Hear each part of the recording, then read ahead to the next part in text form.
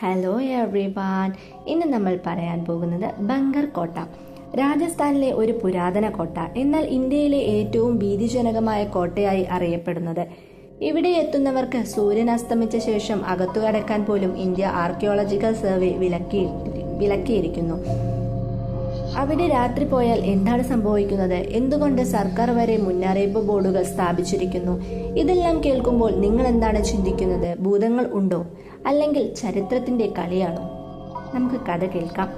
രാജസ്ഥാനിലെ അൽവാർ ജില്ലയിൽ സരിസ്ഗ ടൈഗർ റിസർവിന് സമീപമാണ് ഈ കോട്ട സ്ഥിതി ചെയ്യുന്നത്.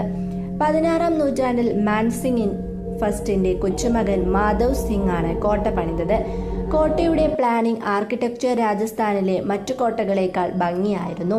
കോട്ടയ്ക്കുള്ളിൽ രാജധാനി, കൊട്ടാരം, ക്ഷേത്രങ്ങൾ, സ്റ്റെപ്പ് വെൽസ്, മാർക്കറ്റ് സ്ട്രീറ്റ് എന്നിവ ഉണ്ടായിരുന്നു. എന്നാൽ ചരിത്രത്തിന്റെ ഒഴുക്കിൽ ഫെമൈൻ വാൾസ് എല്ലാം ചേർന്ന് കോട്ട ഒരുപാട് ദുരന്തങ്ങൾ കണ്ടു. രാജസ്ഥാനിലെ ബങ്കർ കോട്ട ഇന്ത്യയിലെ മോസ്റ്റ് ഹോണ്ടഡ് ഫോർട്ട് എന്നറിയപ്പെടുന്ന സ്ഥലം.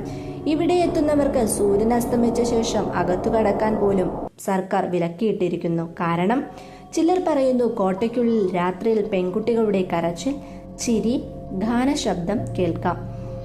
ലോക്കൽ കഥകളിൽ ഒരു താന്ത്രിക്കിന്റെ ശാപം, ഒരു രാജകുമാരിയുടെ ദുരന്തം, ഒരു സന്യാസിയുടെ കോപം, ഇതെല്ലാം ചേർന്ന് കോട്ട ശൂന്യമാവുകയും ഹോണ്ടഡ് ആവുകയും ചെയ്യുന്നു. പക്ഷെ ചോദ്യം ഇതാണ്, ഇത് ശരിക്കും ഭൂതങ്ങളുടെ കളിയാണോ, അതോ ചരിത്രത്തിന്റെ ദുരന്തങ്ങളോ? അതറിയാൻ നിങ്ങൾ ഈ വീഡിയോ മുഴുവനായി കാണാൻ മറക്കരുത്.